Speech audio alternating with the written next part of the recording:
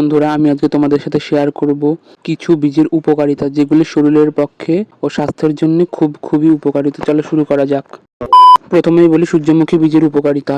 সূর্যমুখীর বীজ চুলের গ্রোথ বাড়ায় এবং ওজন নিয়ন্ত্রণ করে, এছাড়া হজম বাড়াতে সাহায্য করে। এরপর আসি তিসি খাওয়ার উপযোগিতা বা তিসি বীজের উপকারিতা। এটি হৃদরোগ কমায়, এটি ক্যান্সার প্রতিরোধ করতে সাহায্য করে। যাদের ডায়াবেটিস আছে তাদের ডায়াবেটিস কমাতে সাহায্য করবে এবং হজম বাড়াতে সাহায্য করবে। এছাড়া ত্বক ও চুলের জন্য উপকারী।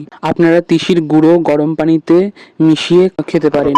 এবার বলি তিল খাওয়ার উপযোগিতা। তিল হচ্ছে হাড়, শরীরের যাদের হাড়ের দুর্বলতা, সেই দুর্বলতা ঠিক করতে সাহায্য করে, ডায়াবেটিস কম করে, যাদের উচ্চ রক্তচাপ তাদের রক্তচাপ নিয়ন্ত্রণ করে, ত্বক ও চুল ভালো রাখে, কোলেস্টেরল আছে তাদের কোলেস্টেরলের মাত্রা কমিয়ে দেয়। এরপর আসে ভাইরাল চিয়া সিড।